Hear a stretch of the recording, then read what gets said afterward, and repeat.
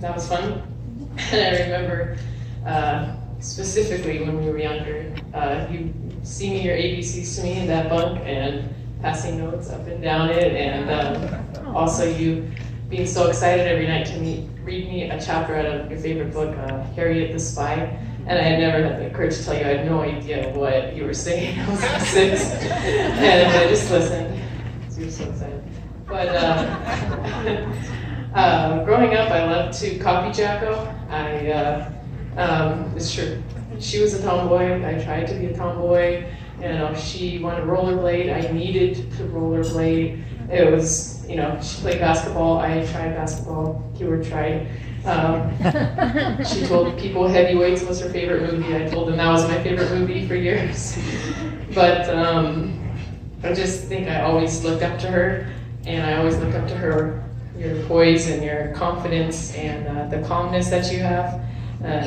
I always just admired that, and you were always a pioneer doing things for the first time as the oldest, so I just got to follow in your footsteps. And so thank you for being the guinea pig.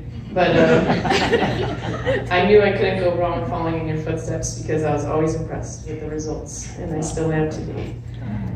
So fast forward to today, or when Jacko and Josh first met, and I vaguely remember the date, and I remember her telling me about Josh and his tennis shoes and his outfit.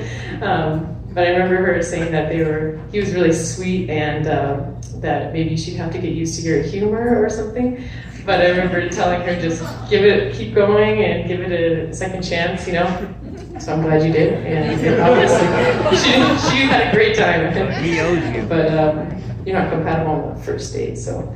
But as the relationship grew and I learned more about Josh and the love he has for his family and for God, I knew that he'd be the one. So, Amen. Josh, we really love having you as a part of our lives.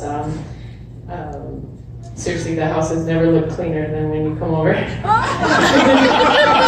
There's candles out, it's nice. But we've dragged Josh to Japan and made him eat fish on a stick and made like Japanese men, so. But thank you for taking such good care of my sister, being so sweet to her, and we know she's in good hands with you. So I just have 2 quotes I wanted to read. One is about prayer in marriage. It's from Francis Chan from You and Me Forever. And it says, remember that there is an enemy who is seeking to destroy your marriage. Our battle is not against flesh and blood, Ephesians 6:12. So we can't safeguard our marriages through more date nights, more vacations, or more counseling. Those things are not bad, but we have to see that there is more going on. Sincere and concentrated prayer will do infinitely more than any human strategy for a happy marriage. And he goes on to talk about arguments in marriage. And he says, eternal mindedness keeps us from silly arguments. There's no time to fight.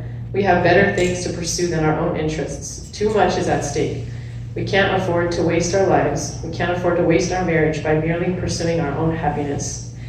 So my hope is that you two fight for your marriage through prayer and reading the Bible, and that you're sanctified through it and made humble through it, and that just as you find joy knowing that your marriage is not primarily about your happiness, and so that you can even have, when you're not happy or you're not perfectly liking each other, you can have joy knowing that when you are obedient to Christ and to each other and to your vows, you're bringing honor and glory to Him, and that is the ultimate goal. Amen?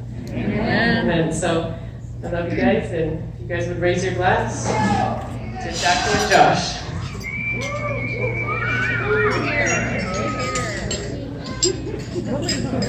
Next, everyone, we have a toast from Lori Ada. Big round of applause.